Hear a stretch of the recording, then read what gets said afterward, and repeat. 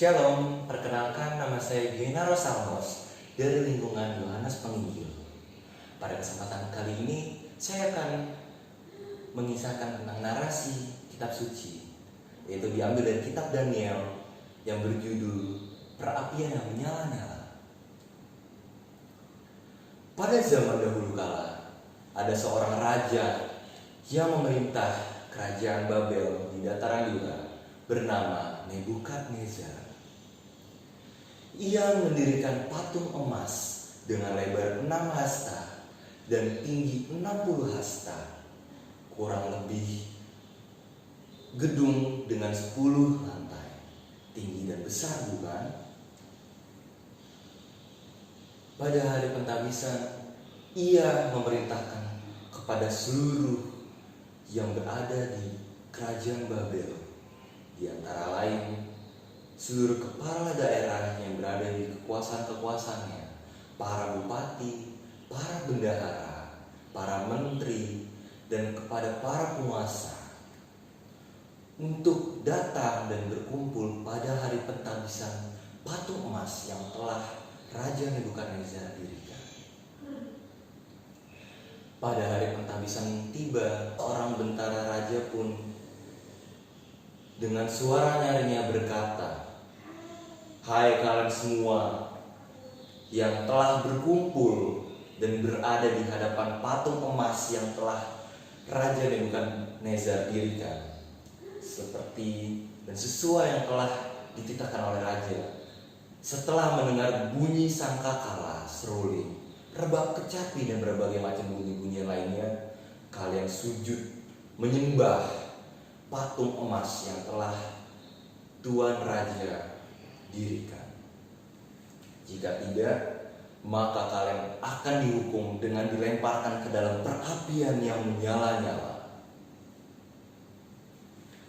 Tidak lama kemudian, bunyi-bunyinya pun terdengar, dan seluruh orang yang berada di hadapan patung emas itu sujud menyembah. Setelah peristiwa itu, datanglah beberapa orang Kasdi dan berkata kepada raja, "Ya tuanku raja, kami hambamu telah melihat beberapa orang Yahudi tidak melaksanakan apa yang sesuai dengan rajaku telah titahkan.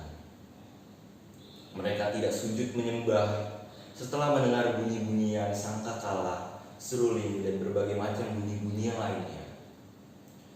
Mereka adalah Sadrak, Mesak, dan Abednego, dan merupakan raja-raja yang berada di wilayah kekuasaannya masing-masing."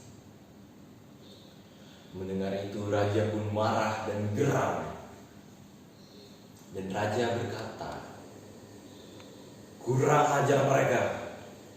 Pengawal, bawalah Sadrak, Mesak, dan Abednego ke hadapanku." Dibawalah Sadrak, Mesak, dan Abednego ke hadapan raja, dan raja berkata,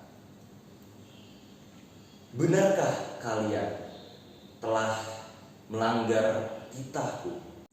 Sekarang ini juga, setelah mendengar bunyi-bunyian itu, kalian harus sujud menyembah patung emas yang telah aku dirikan.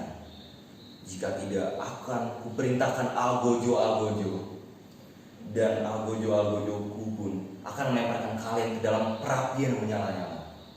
Dan dewa manakah yang dapat menyelamatkan kalian dari tanganku dan dari dalam perapian yang menyala-nyala itu?" Lalu jawab Sadrak, Mesak, dan Abednego, "Ya tuanku raja, kami tidak akan menyembah Allah manapun selain Allah kami sendiri. Kami juga percaya bahwa Allah kami akan melepaskan kami dari tangan tuanku raja dan akan menyelamatkan kami dari perapian menyala-nyala itu. Jika seandainya tidak pun, seharusnya tuanku raja mengetahui bahwa sampai kapanpun kami tidak akan menyembah dewa raja dan tidak akan sujud di hadapan patung itu, sebab hanya Allah kamilah yang kami puji. mendengar omongan Sadrak, Mesak dan Abednego, raja pun marah besar dan berkata, "Kurang ajar kalian berdebah. Kalian melawan titahku. Pengawal, nyalakan perapian yang lebih panas 7 kali lipat daripada biasanya. Dan Algojo, ikatlah Sadrak, Mesak dan Abednego dan lemparkanlah mereka ke dalam perapian yang menyala-nyala itu." Lalu diikatlah Sadrak, Mesak dan Abednego dan dicampakkanlah dengan masih memakai jubah, topi, celana, dan pakaian-pakaian lainnya. Setelah Algojo pun mengangkat Sadrak, Mesak dan Abednego, mereka terbakar dan tewas oleh sebab karena panasnya api perapian itu. Dan terlemparlah Sadrak, Mesak dan Abednego ke dalam perapian menyala-nyala itu. Tidak lama kemudian raja melihat dan terkejut, dan ia berkata kepada para menterinya, "Hai para menteriku, bukankah hanya 3 orang yang telah kita campakkan ke dalam perapian yang menyala-nyala itu?" Jawab para menteri, "Benar tuanku raja." Saut raja lagi, "Tetapi aku melihat ada 4 orang yang berjalan di tengah-tengah perapian yang menyala-nyala itu. Dan aku melihat orang yang keempat itu memiliki rupa seperti anak dewa." Lalu raja pun mendekati pintu perapian itu dan berkata, "Hai Sadrak, Mesak dan Abednego, keluarlah kalian dari perapian itu dan datanglah kemari ke hadapanku." Keluarlah Sadrak, Mesak dan Abednego keluar dari perapian yang menyala-nyala itu.